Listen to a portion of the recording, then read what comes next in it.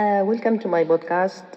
Today I'm going to share with you another important topic that we all know. It's like a crisis, especially with the displaced people on the world, around and everywhere. There's a lot of people who apply for asylum, and they've been granted either humanitarian protection or a refugee status. So, in that concept, the GP can be either specialized with this area or can be in contact with certain clinics which deal with this kind of thing, or just simply a patient will show up and is in that sort of the category. So, we need to know about refugee health and how can we deal with it in order to make things easier for them and understand the situation. So the first thing we know that interpreter should be an accredited person and not a family member that who understands the language in order to be not biased. Also, we need to be mindful for the family health literacy and the language used. And we need to understand if there's any chronic or a new raised morbidity, and we don't need to assume anything in order to help or to convey. Also, we need to develop like a repertoire for the culture imperative in order to understand their situation when they attend the GP practice, and how the culture practice can intersect with the health and development and mental health well-being. And we need also to address certain social determinant, like for instance, if they are living in a suitable accommodation, if they need any social support, also about education and income security. So all of those we need to address. Also about the cost of utility and transportation, food, medicine, and access to a local community service for recreation, learning, and enjoyment, like we all know here in the UK. And also, if there is any issue related to their visa or to reunion, we need to know all of to address those points as well. So it's multi-dimensional, like focus or lens on the person as a whole, and you can't just ignore part of it. And if they have children or adolescents, we need to also review if there is any emerging difficulty that could affect their prosperity. So when we say, for instance, a refugee, it's basically a displaced person with a lifelong negative impact, either in their health or in their development, with some psychosocial or emotional well-being. And it can have, of course, certain effects in their situation and in their newly adopted life. So the element from which we need to balance the structure of their settlement is we need to know what's the barrier and the frustration, and we need to raise hope and help with the frustration, and if there is any thing that need to be addressed and apply resolution. And we need to also address the supporting of the autonomy and the healing in terms of fleeing, finding, and flourishing.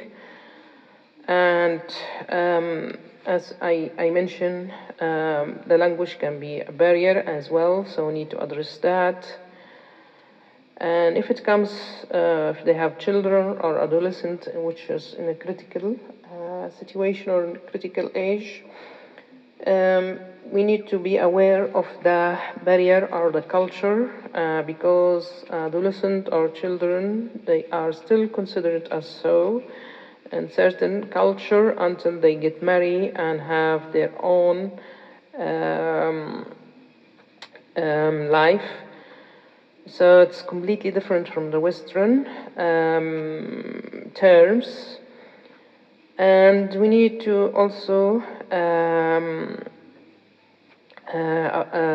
of course, employ confidentiality when it comes to adolescent, unless there is the element of self-harm or safeguarding, or if there's harm to others in that condition, we need to disclose. And always we need to take into consideration their mental health. If there is anything that you feel it's not right, you need to signpost it and address it. And also we need to, when we do the consultation with them, we need to do like a comprehensive review, a detailed one as I mentioned early on. Because it's a major thing with a change in their own life from where they've been come through. And we need to understand also their lived experience and how we can address that and help it in order to move forward rather than being secluded. So we need to know the detail of the family culture, post-arrival assessment and screening if there is a need for that, and if there is any sexual health information that we need to raise and address as well. And we need to explain the things around this area in the local law terms, like for instance different in the UK and in Australia. And we need to know also think about which those factors can affect negatively in their neuro-cognitive development, like for instance the environmental toxin, food insecurity, of course the exposure to war and trauma and its consequences, and also certain factors like if there is any consequence marriage, and if they are relative, and food insecurity if there is any deficiency, for instance, in certain nutrient like vitamin B12, iron. All of that will affect the neurocognitive development, especially in children and adolescents who are growing. And we need to address the strength and the protective factor in refugee and asylum-seeking children. So, for instance, strong cultural identity is very important, and a strong belief system. And also, if there is extensive family and community network, which can be socially inclusive and encouraging for them to connect and to know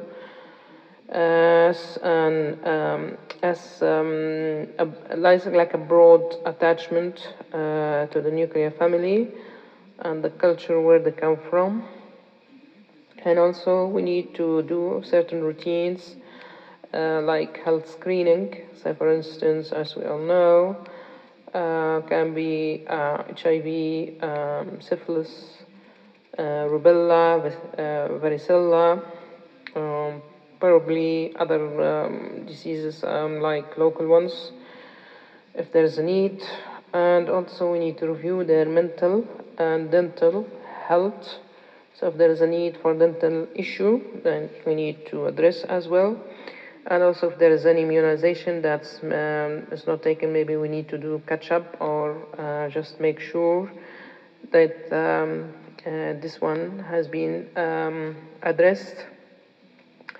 In certain places, they consider also serology for systemiasis or strongylitis. That's in Australia.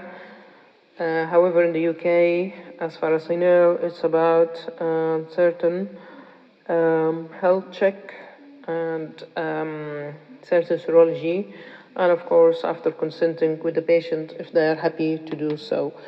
So this is basically just a few points that I read and thought to share with you, because I know there is a lot of GP surgery that they link with certain areas like asylum and refugee. So because the issue that they might see in those kind of clinics is completely different from the one they see in the routine or as the usual in the UK.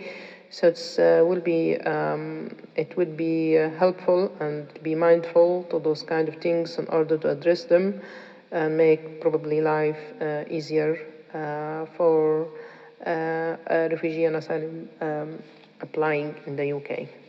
Let me know if you have come across those kind of things, and if you have any things that you would like to share in the comment down below, and I will come back to you. Thank you.